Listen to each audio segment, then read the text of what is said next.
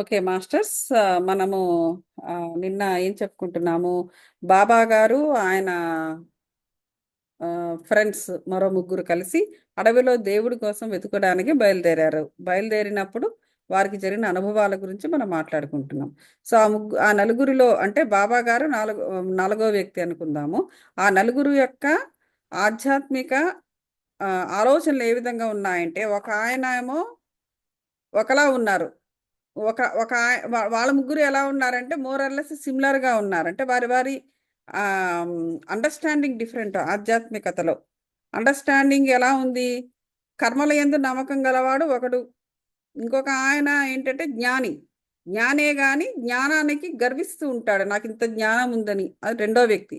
మూడో ఆయన ఎవరు? భక్తుడు. ఆయన ఏంటంటే ప్రతి ఒక్కటి కూడా సర్వస్వ శరణాగతి చేసినవాడు అనమాట దేవుడికి. సో దేవుడు యొక్క దేవుడు ఉంటే తప్ప తానేమి చేయలేడు అనేటువంటి భావనలో ఉన్నవాడు కదా. ప్లస్ బాబా గారు ఏంటి, తన ఆధ్యాత్మిక అండర్స్టాండింగ్ ఏంటంటే ప్రతిదీ కూడా గురువుకి సరెండర్ అవ్వడం. అంటే గురువు అంటే ఎలాంటి గురువు అయి ఉండాలి? సద్గురువు అయి ఉండాలి. సద్గురువు అనేవాడు ఎలా ఉండాలి? ఆల్రెడీ ఆయన మోక్షాన్ని సాధించి మోక్ష మార్గం తెలిసిన వాడై ఉన్నప్పుడే నిన్ను కూడా ఆ మార్గంలో పెడతాడు. కాబట్టి అటువంటి గురువుకి సరెండర్ అయిపోతే మోక్షం అనేది తెలుస్తుంది, దేవుడు మనకు పూర్తి అవగాహన వస్తుంది అని బాబా గారి యొక్క వాదన. ఇలా ఈ నలుగురు కూడా నాలుగు రకాలుగా ఉన్నాయి వాళ్ళ ఆధ్యాత్మిక అండర్స్టాండింగ్, అవగాహన. ఆధ్యాత్మిక అవగాహనలు నలుగురు ఒకటే పాత్రలో ఉన్నారు, స్పిరిచువల్ పాత్రలోనే ఉన్నారు.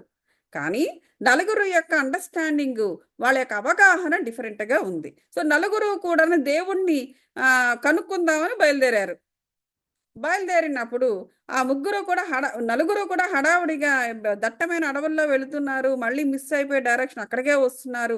ముందుకెళ్ళలేకపోతున్నారు అనమాట. ఏవో వెళ్తున్నారు వస్తున్నారు కానీ మళ్ళీ అక్కడే ఉంటున్నారు.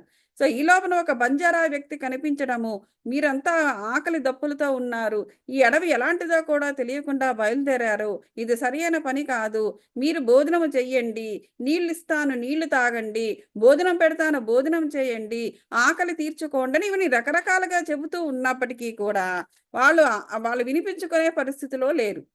సో ముగ్గురు కూడా వెళ్ళిపోయారు అంతే. మాకు ఏమీ వద్దు, మాకు దేవుణ్ణి వెతుకుతామనేసి. బాబా గారికి ఆకలి వేస్తుంది, దాహం వేస్తోంది. ఈయన మాత్రము ఆగిపోయారు.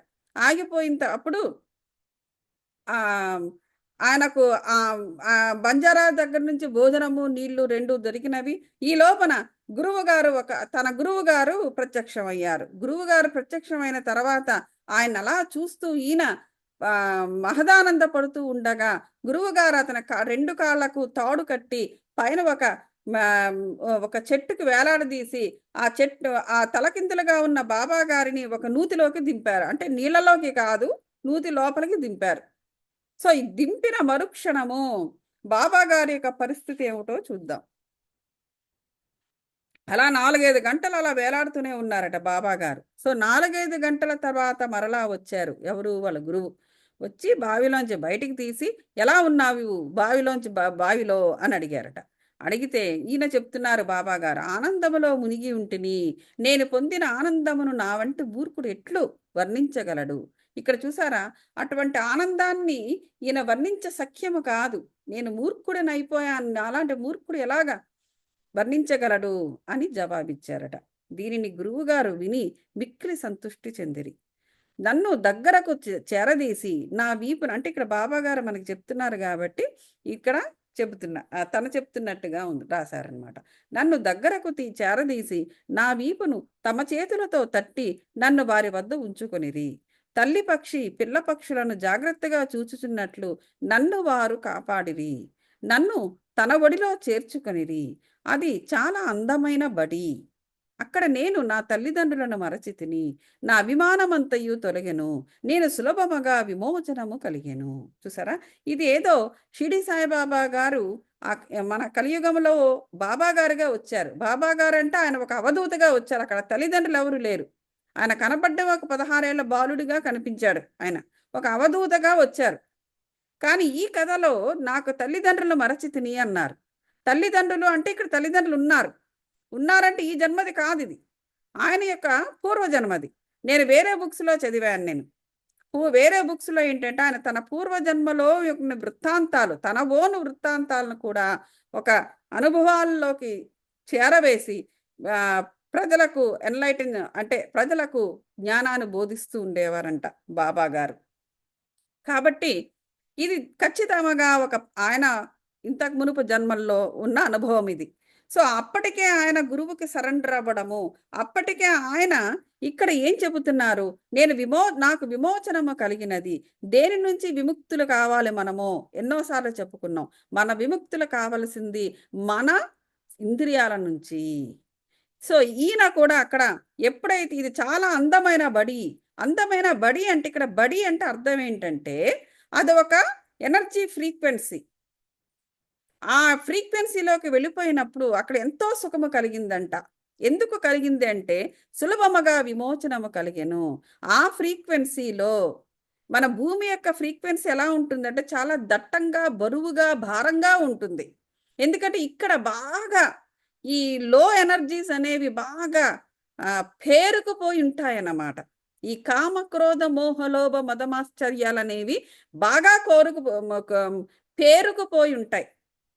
సో అందువల్ల వీటిల్లో నుంచి ఈ ఫ్రీక్వెన్సీలో ఉన్న మనుషులు దాన్ని ఛేదించుకుని పైకి వెళ్ళడం అనేది అంత ఈజీ కాదు. దట్టు అటువంటి వారు మన జీవితంలో ఉంటే మన జీవితం కూడా బద్దలైపోతుంది. ఇక్కడ బాబా గారు అది బాగా ఎంత దగ్గరగా ఉంటే ఆ ఫ్రీక్వెన్సీకి అంత భారం ఉంటుంది.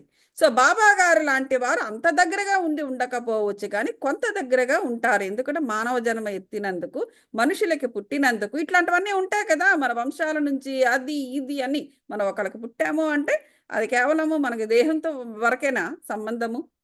ఆ వంశంలో ఉన్న పాపపుణ్యాల దగ్గర నుంచి ఇటు 7 తరాలు మళ్ళీ పెళ్లిళ్ళు చేసుకుంటాం. మరో వాళ్ళ 7 తరాలు పుట్టడము 7 తరాల నుంచి యొక్క ఇదంతా కూడా మనలో రన్ అవుతూ ఉంటుంది. ఇలానే పెళ్ళిళ్ళు చేసుకుంటాం. మరొక ఏదో కుటుంబానికి, ఏదో మనకి ముక్కు ముఖం తెలియని కుటుంబానికి వాళ్ళతో సంబంధాలు కలిపేసేసుకుని పెళ్లి చేసుకుంటాం. వాళ్ళ 7 తరాలు కూడా మనలో ఫ్రీగా ఫ్లో అవుతూ ఉంటుంది. సో ఇంత భారంలో ఉంటాడు మానవుడు.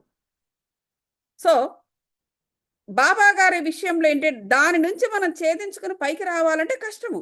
దానికి స్పిరిచువల్ మార్గము ఒకటే, దానికి మార్గము తప్ప మరొకటి ఏది చెయ్యలేదు.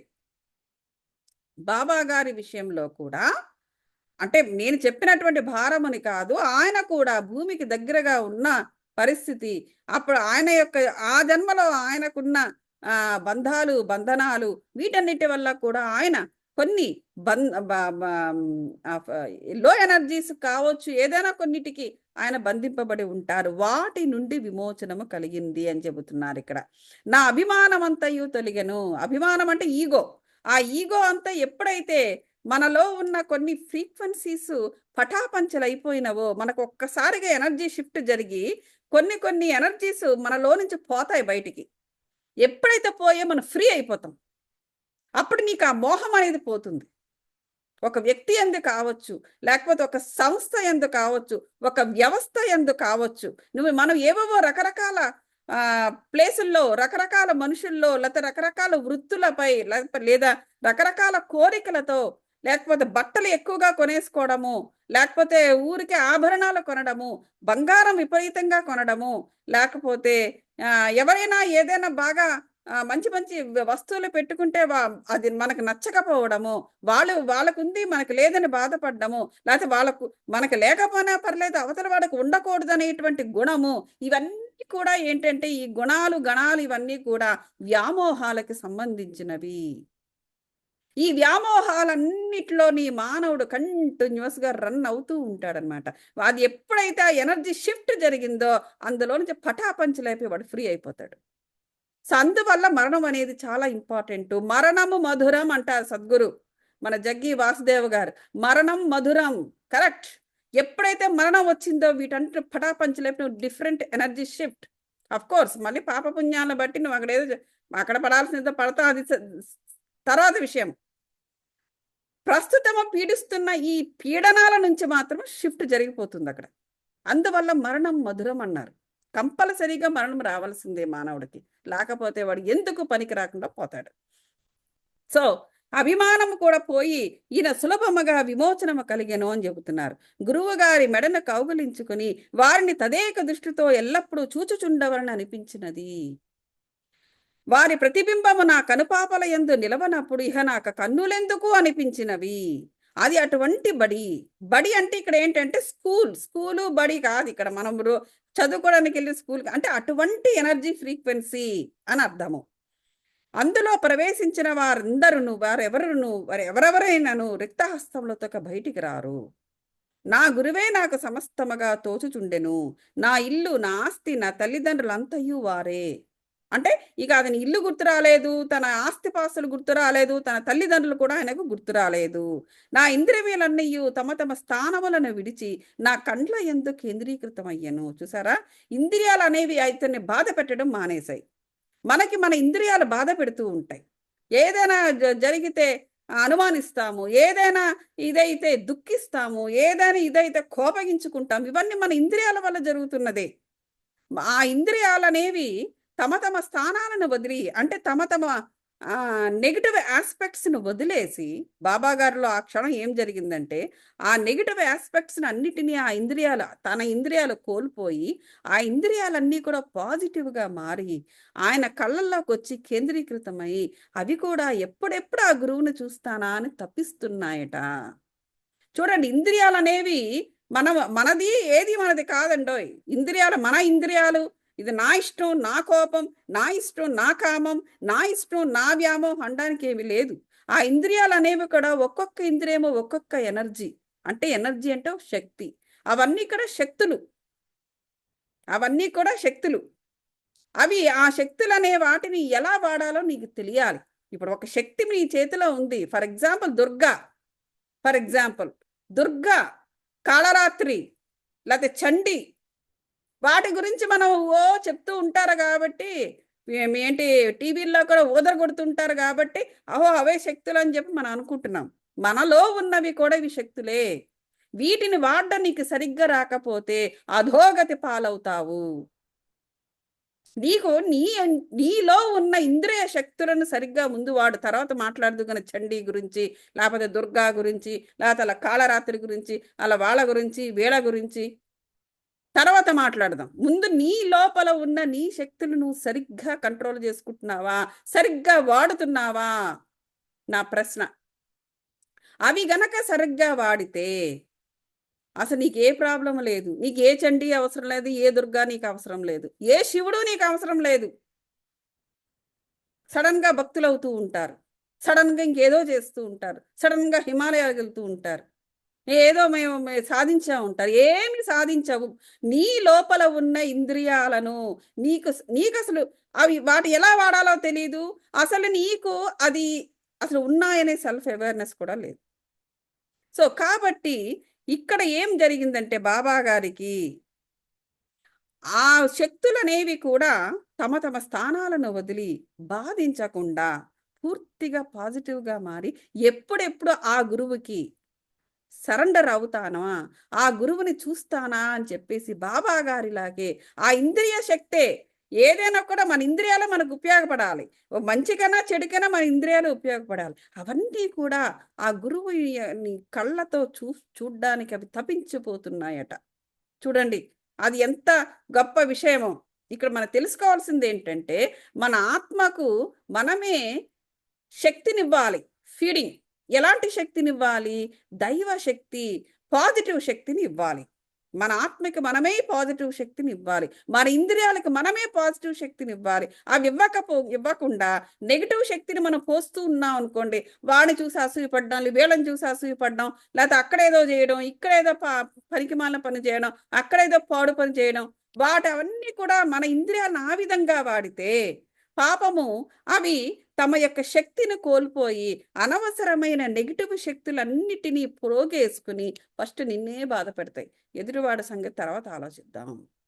ఇక్కడ ఎప్పుడైతే ఆ గురువు యొక్క సమక్షంలో బాబా గారి యొక్క ఇంద్రియాలన్నీ కూడా పూర్తిగా మారిపోయినవి, పూర్తిగా మారిపోయి ఆ శక్తులను పాజిటివ్ శక్తులుగా మార్చుకుని ఎప్పుడెప్పుడు గురువుని చూద్దామా అని అవి తాపత్రయపడుతూ ఉన్నవట.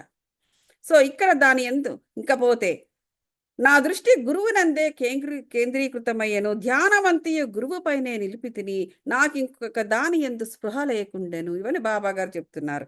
వారిని ధ్యానము చెయ్యినప్పుడు నా మనస్సు బుద్ధి స్తబ్దమగుచుండెను, నిశ్శబ్దముగా వారికి నమస్కరించుచుంటిని. ఇది మనకి జరిగే అనుభవమే. ఒక్కసారి మన మెడిటేటివ్ స్టేట్లోకి వెళ్ళిపోతే నీ చుట్టూ ఏం జరుగుతుందో నీకు తెలియదు. మీకు కూడా ఇది అనుభవమే. అలాగా పూర్తిగా ఎందుకు మనస్సు బుద్ధి ఏంటి మన యొక్క బ్రెయిన్ అంటే శరీరము మనస్సు శరీరము బుద్ధి ఆత్మ అన్నీ కూడా ఎలానే అయిపోయినప్పుడు మన ఆటోమేటిక్గా మెడిటేటివ్ స్టేట్లోకి వెళ్ళిపోతాం. మెడిటేషన్ వేరు, మెడిటేటివ్ స్టేట్ వేరు. మన పూర్తిగా మన అది తెలుగు సైన్స్లో ఏం చెప్తారు, ఆల్ఫా థీటా వేవ్స్ అవి ఆల్ఫా వేవ్స్ అనేవి అవి ఇంగ్లీష్ టర్మ్స్లో సైంటిఫిక్ టర్మ్స్లో ఉంటాయి. మన బ్రెయిన్ కంప్లీట్గా అందులోకి వెళ్ళిపోయినప్పుడు నీకు అంత స్తబ్దం అయిపోతుంది. ఎందుకు స్తబ్దమైన ఇంద్రియాలు కూడా మెడిటేషన్లోనే ఉంటాయి. ఇంకా అవి నీకు ఆ క్షణం నీకు పని చేయవు, అంటే పని చేస్తాయి కానీ అవి కూడా మెడిటేటివ్ స్టేట్లో ఉంటాయి. నిశ్శబ్దంగా నేను నమస్కరించుచుండను, పూర్తి సైలెన్స్ జరుగుతూ ఉంటుంది. ఇతర పాఠశాలలో పూర్తిగా మరొక విధమైన దృశ్యములు కనిపించవచ్చును. అంటే ఇక్కడ ఉన్న ఫ్రీక్వెన్సీ, ఈ ఎనర్జీ ఫ్రీక్వెన్సీలో ఆయనకు వచ్చిన అనుభూతి అది. అలాగే మరొక ఎనర్జీ ఫ్రీక్వెన్సీలోకి వెళ్తే మరో విధమైన దృశ్యాలు, మరో విధమైన అనుభూతులు కలుగుతాయి అని చెప్తున్నారు బాబాగారు.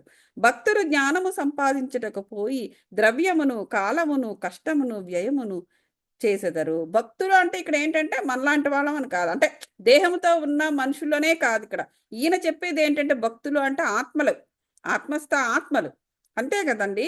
ఆత్మలన్నీ కూడా పాపము భూమి మీదకి జన్మ ఎందుకు తీసుకుంటున్నాయి? ఏదైనా కూడా జ్ఞానం సంపాదించడానికి వస్తాయి పాపం అవి. కానీ తీరా వచ్చిన తర్వాత ఇక్కడ మాయలో పడిపోయి ఎలాంటి వారికి పుడతారో కూడా తెలియదు కదా.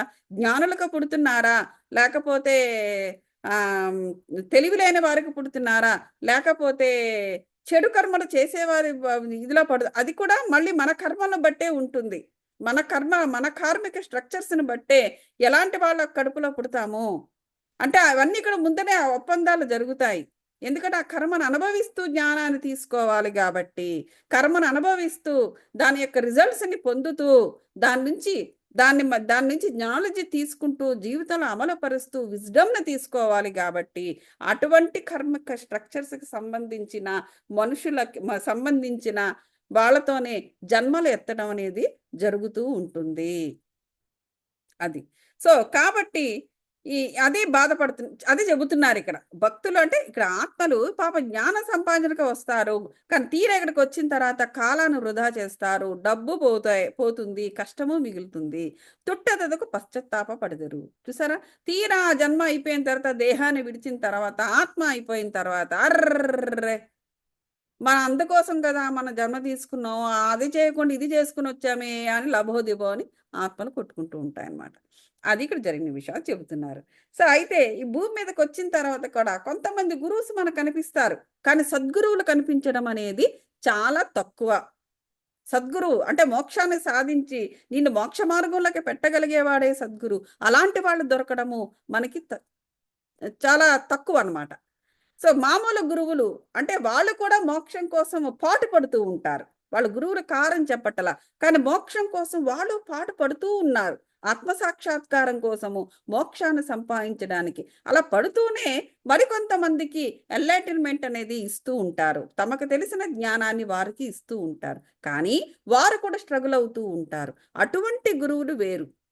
కానీ సద్గురువు అనేవాడు ఆల్రెడీ ఆ స్టెప్ సాధించేసి ఉన్నవాడు వేరు. సో అదే చెబుతున్నారు. సో ఇటువంటి గురువులు ఏంటంటే ఇంకా కష్టపడుతూ ఉంటారు కాబట్టి ఆత్మ సాక్షాత్కారం ఇంకా వాళ్ళకి తెలియదు. అటువంటి వారు శిష్యులకు ఏమి మేలు చేయును, వారికి ఏమీ లాభము. కానీ పైన పేర్కొన్న సద్గురువు లాంటి వారు డిఫరెంట్ రకము అది చెబుతున్నారు. వారు కటాక్షము ఉంటే గనక మనకు ఆత్మజ్ఞానం అనేది కలుగుతుంది, మనము కూడా ప్రకాశించదము, కోరుటకేమియు లేకుండెను, సర్వము దాని మట్టుకు అదే పగటి ప్రకాశం వలె బోధపడును. అంటే వారి సమక్షంలో ఉంటే, వీరి సమక్షంలో ఉంటే వాళ్ళతో పాటు మనం స్ట్రగుల్ అవుతూ ఉంటామని చెబుతున్నారు. సో తలకిందులుగా కాళ్ళు మీదుగా ఉంచుట వలన కలిగిన ఆనందము గురువుకే తెలియను. సో మరి తల కిందలకి కాళ్ళ మీదకి ఎందుకు కట్టారో నాకు తెలియదు, కానీ గొప్ప ఆనందము కలిగినది. కానీ దానికి గురువుకే తెలియాలి ఆయన ఎందుకు అలా కట్టారో అని చెప్తున్నారు. అది. సో కాబట్టి ఇక్కడ ఏంటంటే అది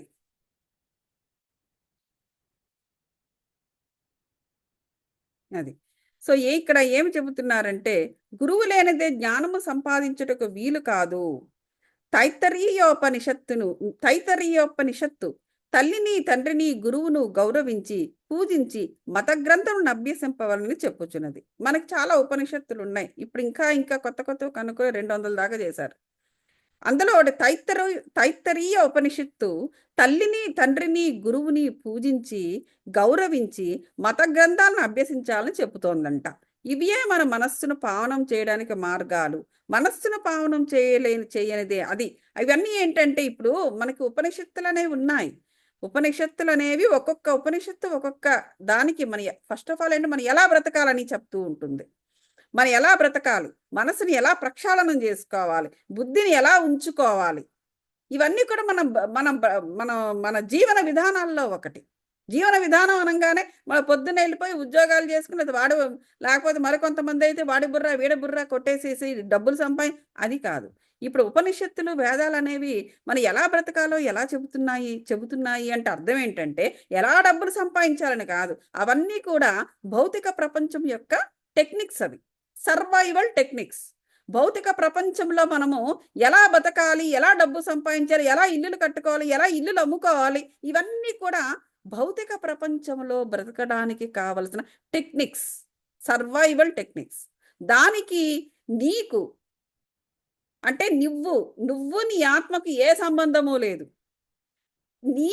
నువ్వు అంటే ఇక్కడ నీ ఆత్మ, నీలో ఉన్న 7 బాడీస్. నీ 7 బాడీస్కి నువ్వు బయట చేసే పనులకి ఏ సంబంధము లేదు. అంటే అయితే చేయొచ్చా అంటే మనం అక్కడ ఏమైనా చేయొచ్చా అంటే అలా అని కాదు. నువ్వు అక్కడ పాపాలు చేసి వచ్చి నీకు ఇక్కడ పుణ్యం కావాలంటే అలా జరగదు. అలా జరగదు. ఎందుకంటే అక్కడ కూడా నువ్వే కదా. నువ్వు అక్కడ ఒక ఒక ఒక పనికిమాలిన పని చేసి దాని యొక్క కర్మ నువ్వు అనుభవించాలి కదా. ఆ కర్మను ఎవరు అనుభవిస్తారు మరి? నేను అక్కడ చేయాల్సినవన్నీ చేసి నీకు ఇక్కడ ఉత్తముడుగా కూర్చుంటానంటే జరిగే పని కాదు. సో అక్కడ కూడా శుభ్రంగానే ఉండాలి, ధర్మబద్ధంగా ఉండాలి. దానికి దీనికి సంబంధం లేదు అంటే నా ఉద్దేశం అది కాదు. నా ఉద్దేశం ఏంటంటే నువ్వు అక్కడ చేసే పనికి దీనికి సంబంధం లేదు అంటే నువ్వు అక్కడ నేర్చుకున్న టెక్నిక్స్కి అవి సర్వైవల్ టెక్నిక్స్. అది కంప్లీట్గా ఏంటంటే భౌతిక ప్రపంచంలో నువ్వు శరీరంతో తిరుగుతుంటావు కాబట్టి నీకు అక్కడ ఒక మనుగడ కోసం చేసే టెక్నిక్ అది. దానికి అది వేరు. ఇది ఏంటంటే పూర్తిగా నీ ఆత్మకు సంబంధించినది, నీకున్న 7 శరీరాలకు సంబంధించిన విషయము. అయితే సో ఇందులో తైత్తరీయోపనిషత్తు ఏంటంటే మనసుని ఏ విధంగా శుద్ధిగా ఉంచుకోవాలనేది చెబుతూ ఉంటుందంట.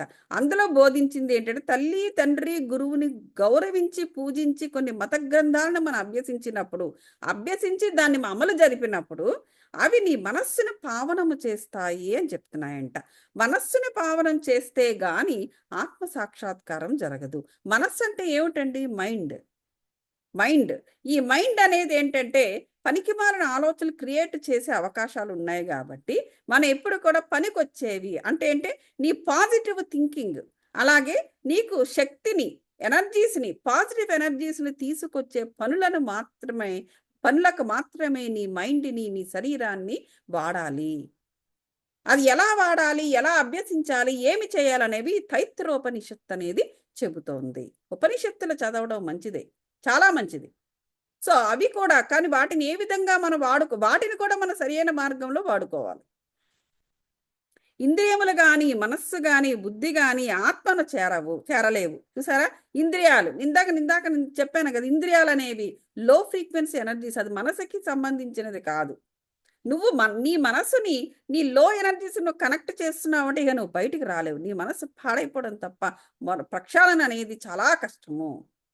సో ఇంద్రియాలు కానీ, మనస్సు కానీ, బుద్ధి కానీ ఆత్మను చేరలేవు. ఆత్మకు సంబంధం, ఆత్మ అంటే ఏంటి? స్పిరిచువల్. మనకు నీకున్న 7 బాడీల్లో స్పిరిచువల్ బాడీ ఒకటి పరమాత్మతో కనెక్ట్ అయి ఉంటుంది. అది సెంట్రల్ కోర్ అనమాట. అది దానికి నువ్వు చేస్తున్న ఈ పనికిమాల పనులకి అది ఎప్పుడు సంబంధం పెట్టుకోదు. అది కానీ దాని యొక్క ఎఫెక్ట్ దీని మీద పడే అవకాశం ఉంది, టూ మచ్ అయిపోతే. ఎందుకంటే చైతన్యం క్షీణిస్తుంది. సో ఇవన్నీ కూడా ఉన్నాయి. సో కాబట్టి అనుమానము మొదలైన ప్రమాణములు మనకు ఈ విషయంలో సహాయపడవు. గురువుగారి కటాక్షమే మనకు తోడ్పడును. ధర్మము, అర్థము, కామము మన కృషి వల్ల లభించును. కానీ 4వది మోక్షం మాత్రము గురువు వల్ల మాత్రమే లభించును. ధర్మార్థ కామ మోక్షాలు అంటారు. పెళ్లి చేసుకుని అదే భార్యతోటి చక్కగా సంసారం చేస్తూ ధర్మార్థ కామ మోక్షాలను సాధించవచ్చు అంటారు. ఆ స్త్రీ ఏమీ కూడా నీ ధర్మానికి, అర్థానికి, కామానికి, మోక్షానికి చేసేదే ఉండదు. ఆమె కూడా నీలాంటి ఒక మామూలు స్త్రీ. ధర్మము పాటించడము అంటే అది కేవలము సంసారిక ధర్మమే కాదు. నువ్వు గృహస్థగా ఉండేటప్పుడు కొన్ని ధర్మాలు అనేవి ఉంటాయి. గృహస్థు అంటే అటువంటి గృహస్థ జీవనాన్ని ఇవ్వగలిగే స్త్రీ నీ జీవితంలో ఉండాలి. ఒక పనికిమాలిన స్త్రీని నువ్వు పెళ్లి చేసుకుంటే ఇందులో ఏ ఒక్కటి ఆవిడ ఇవ్వదు. ధర్మార్థ కామ మోక్షాలను ఇవ్వగలిగే స్త్రీని మాత్రమే నువ్వు పెళ్లి చేసుకోవాలి. అలా చేసుకోలేని నాడు నీకు ఒక జన్మ వేస్టు. ఏ మగవాడికైనా ఒక జన్మ వేస్టు. అలాగే స్త్రీకి తను సద్గతి పొందడానికి సరిపడే పురుషుణ్ణే ఆవిడ చేసుకోవాలి. అలాగా ఆవిడకు చేసుకోలేని నాడు ఆవిడకి కూడా ఒక జన్మ వేస్టు. ఎందుకంటే మగవాడి యొక్క ధర్మార్థ కామ మోక్ష మార్గాల ద్వారానే ఆవిడకి కూడా సద్గతి కలుగుతుంది. నువ్వు సరైన మగవాడివి కానప్పుడు, నువ్వు సరైన పురుషుడు ఆవిడకి కానప్పుడు పాపం ఆవిడకి జన్మ వేస్ట్. ఆవిడకి సద్గతి ఎలా కలుగుతుంది? కొంతమంది ఫర్ ఎగ్జాంపుల్ సేవ ద్వారా లేకపోతే పాతివ్రత్యము ద్వారా సద్గతి పొందిన ఎంతో మంది మహిళలు ఉన్నారు మన జాతిలో, భారత జాతిలో. నువ్వు అటువంటి పురుషుడు కానప్పుడు, అటువంటి భర్తవి నువ్వు కానప్పుడు ఆ స్త్రీ ఏ విధంగా సద్గతి పొందుతుంది? అదే విధంగా పురుషునకు ఆవిడ సరైన స్త్రీ కానప్పుడు నువ్వు ధర్మార్థ కామ మోక్షాలు నువ్వు ఎలా సాధిస్తావు? ధర్మము, కామము, అర్థము ఇవన్నీ సరిగ్గా ఉన్నప్పుడు నీకు మోక్ష మార్గానికి ఎవడో ఒక గురువు నీకు దొరుకుతాడు. నువ్వు ఇవేమి సాధించినప్పుడు నీకు మోక్షానికి నీకు ఏ గురువు దొరకడు. అటువంటి దానికి ఉపయోగపడాలి ఈ స్త్రీ. అలాగే ఆమె సద్గతి పొందడానికి సరైన పురుషుడివై నువ్వు ఉండాలి. సో ఇవన్నీ లేనప్పుడు ఏ విధంగా ఇవన్నీ జరుగుతాయి? సాయి దర్బారులోనికి అనేక మంది ఈ షిరిడి సాయిబాబా ఆయన ఒక దర్బారు. ఆయన ఆడ గవర్నమెంట్ కాకపోవచ్చు, లేకపోతే ఆయన ఒక రాజ్యాధికారం తన చేతిలో పట్టుకుని బాణాలు తీసుకుని యుద్ధాలకు వెళ్ళేటువంటి మహారాజు కాకపోవచ్చు. కానీ ఆయన యొక్క సభ ఎప్పుడు ఒక దర్బారే. ఆయన దర్బారుకి అందరూ వచ్చి తమ తమ విద్యలను కూడా ప్రదర్శించి వెళ్ళేవారంట. ఆయనే రారాజు. ఒక రాజు అనేవాడు ఒకడు ఉంటే పరిపాలిస్తూ, ఈయన అక్కడ రారాజు. జ్యోతిష్కులు వచ్చి విషయాలు చెప్పిపోతుండేవారు. యువరాజులు, గౌరవనీయులు, సామాన్యులు, పేదవారు, సన్యాసులు, యోగులు, పాటకాండ్రు మొదలగువారు బాబా దర్శనమునకే వస్తూ ఉండేవారు. చూడండి, వస్తూ ఉంటే ఈయన యొక్క ఇది చూడండి. అలాగే ఒక మెహర్ అంటే మాలవాడు. సో అటువారు కూడా వచ్చి జోహారు చేసి, ఈ సాయి మాయి బాపా అంటే ఈయనే నాకు మాయి అండ్ బాప్ తల్లి తండ్రి ఈయనే అని చెప్తూ ఉండేవారంట వారు కూడా వచ్చి. అలాగే మన చావు పుట్టుకలను తుడిచివేసేవారు ఈయనే అని చెప్తూ ఉండేవారట. అలాగే గారడి వాళ్ళు, గ్రుడ్డి వాళ్ళు, చొట్ట వాళ్ళు, ఓకే, వికలాంగులు, వర్తకులు, నాద సాంప్రదాయం వారు, పగటి వేషాలు వేసేవారు అందరూ కూడా వస్తూ ఉండేవారు. అక్కడ రాజుల దగ్గర నుంచి ఇక్కడ పగటి వేషగాండ్రు అంటే ప్రతిరోజు వాళ్ళు ఏదో ఒక వేషం వేస్తేనే కానీ వాళ్ళకి పొట్ట గడవదు. అటువంటి వారు కూడా వచ్చిపోతూ ఉండేవారట. అందరినీ కూడా బాబా చూడండి తన వంతుగా ఆయన చేసేది ఏంటంటే బంజారా వాళ్ళు కూడా వస్తూ ఉండేవారంట. తన పాత్ర ఏమిటంటే బాబా గారు అందరినీ సమానంగా ఆదరిస్తుండేవారట. చూడండి, రాజైనా యువతల ఒక గారడివాడైనా లేకపోతే ఇంకెవరు పగటి వేషగాళ్ళైనా ఆయనకి ఈయన వీళ్ళు ఎక్కువ వీళ్ళు తక్కువ, ఇలా చూడాలి వాళ్ళని అలా చూడాలి అనేటువంటి దృష్టే బాబా గారికి ఉండేది కాదు. దానికి కారణం ఏమిటి? కారణం ఏకత్వం. అక్కడే తెలిసిపోతుంది ఏకత్వ సాధన ఎవరికి ఉంటుంది చెప్పండి. ఎన్నోసార్లు మీకు చెప్పాను నేను. ఏకత్వ సాధన అనాహత చక్రస్థాయి, అనాహత చక్రస్థాయి నుంచి బయలుదేరుతుంది. అది స్పిరిచువల్ సాధన. అది ఆయన ఎప్పటికీ బాబా గారు అవన్నీ సాధించి ఉన్నవారు. వారికి ఈ దృష్టి కనబడదు. ఇప్పుడు చాలా మంది మనుషులు ఏంటంటే ఎవరినైనా చూడంగానే వాళ్ళు రకరకాలుగా మాట్లాడుతూ ఉంటారు, ద్వంద్వార్థాలతో ఉంటారు, ద్వంద్వ ఆలోచనలతో ఉంటారు, ద్వంద్వము. అలాగే ఎన్నో భేదాలు, కుత్సితాలు, కుంచిత భావం, కుత్సిత భావం, ఇట్లాంటివన్నీ పుడుతూ ఉంటాయి. కానీ బాబా గారు లాంటి వాళ్ళకి ఎందుకంటే అవన్నీ కూడా బిలో అనాహత చక్ర స్థాయిలో జరిగే లో క్వాలిటీ ఫ్రీక్వెన్సీస్ అన్నమాట. ఫ్రీక్వెన్సీస్ ఆఫ్ ఎనర్జీతో కనెక్ట్ అయ్యి ఉన్న వారికి మాత్రమే అలా జరుగుతుంది. అంటే ఇది అంటే వాళ్ళు ఇంకా అంతేనా అండి అంటే అంతే అని కాదు, వాళ్ళు ఇంకా ఎదగాలి. ఎవరూ కూడా అంతే ఉండిపోదు. ఏ ఆత్మ కూడా అక్కడే అంతగానే అలాగే ఉండిపోదు. ప్రస్తుతము దాని స్థాయి అది. తను ఏ స్థాయిలో ఉందో ఆ స్థాయి పనులే ఆ ఆత్మ చేస్తుంది. సో కాబట్టి వారు ఆ విధంగా ఉన్నారంటే మనం అసహించుకోవాల్సిన అవసరం లేదు. ఎట్ టైమ్స్ మనకు కష్టం కలిగినా కాస్త ఓపిక పట్టాలి, ఆ తర్వాత వదిలేయాలి అంతే. ఓకే, ఈ ఆత్మస్థాయి ప్రస్తుతం ఇది, తర్వాత నెక్స్ట్ జన్మ కావచ్చు, లేదా మరో 10 జన్మలు ఎత్తు కావచ్చు, లేదా ఒక 100,000 జన్మలు ఎత్తైనా ఎత్తచ్చు. కానీ తర్వాత అది కూడా స్థాయి మార్చుకుంటుంది. ఇంకా అది మనకు అనవసరం అది. సో కాబట్టి ఇక్కడ బాబా గారు అందరినీ సమదృష్టితోనే చూసేవారంట. అది ఎందుకు ఎట్లా ఇప్పుడు చూడండి, ఫర్ ఎగ్జాంపుల్ మీరు ఫ్లైట్లో వెళ్తున్నారు. ఫ్లైట్లో వెళ్తుండేటప్పుడు విమానం నుంచి కిందకి ఇలా చూసారనుకోండి, మీకేం కనిపిస్తుంది? అన్నీ సమానంగా కనిపిస్తాయి. పెద్ద పెద్ద టవర్సు, మేడలు, చిన్న ఇల్లులు, గుడిసెలు, లేకపోతే ఇంత పెద్ద విశాలంగా ఉన్న మరొకటి అన్నీ మీకు సమానంగా పైనుంచి చూసినప్పుడు అన్నీ చిన్న చిన్నగా అన్నీ ఎలా ఉన్నట్టు కనిపిస్తుంది. చెట్లు, పుట్టలు, కొండలు, పెద్ద పెద్ద కొండలు, చిన్న కొండలు, పెద్ద కొండలు అన్నీ. అది నిజమా? నిజం కాదు అది. ఒకసారి ల్యాండ్ అయి చూడండి, వాటి మధ్య నిలబడండి, మీకు అన్ని ఎత్తు పల్లాలు, ఎగుడు దిగుడు, పెద్ద చిన్న పొట్టి పొడుగు అన్నీ మీకు కనిపిస్తాయి. So that is the difference. So Baba గారి యొక్క ఫ్రీక్వెన్సీ, ఎనర్జీ ఫ్రీక్వెన్సీ ఏంటంటే అక్కడ ఉంటుంది దానికి. అందువల్ల ఆయనకు అటువంటి వారికే ఏకత్వ సాధన సాధ్యము. ఏకత్వ సాధన సాధ్యము. ఏకత్వాన్ని వాళ్ళు ఈజీగా సాధన చేసేయగలరు, ఎందుకంటే అప్పటికే ఆ స్థాయి మారిపోతుంది. మిగతా వారు ఇంకా ఈ ల్యాండ్లో ఉన్న వారికి అది ఇంకా కష్టము. వస్తారు ఎప్పుడుకో, ఎవరు అక్కడ ఆగిపోరు. బట్ ఈ లోపల కర్మలు అనేవి ఉంటాయి కాబట్టి వీటిని కూడా తీసుకుని అవి వాటిని అనుభవిస్తూ అవి నాలుగు పీకుతుంటే పీకించుకుంటూ ఇంకా అట్లాగే అలా జరిగిపోద్ది, జన్మలు ఎత్తుకుంటూ. సో రకరకాలుగా. సో ఎప్పటికో మొత్తానికి ఎవరైనా కూడా ఆ స్థాయికి రావడము పెరగడము అనేది జరుగుతుంది. కానీ బాబా గారు ఆల్రెడీ అక్కడ ఉన్నవారన్నమాట. సో అందువల్ల ఆయనకు ఈ ఏకత్వ సాధన చాలా ఈజీ. మామూలు మనుషులకైతే ఈజీ కాదు అదనమాట. సో ఇక్కడ మనం ఆపుదామండి.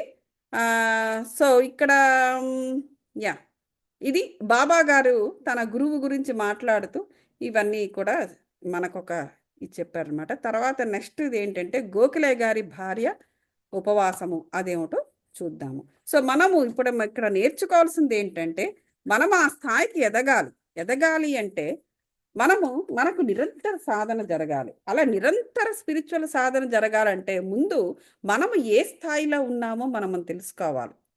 సెల్ఫ్ స్టడీ అది తెలిపేదే స్పిరిచువాలిటీ.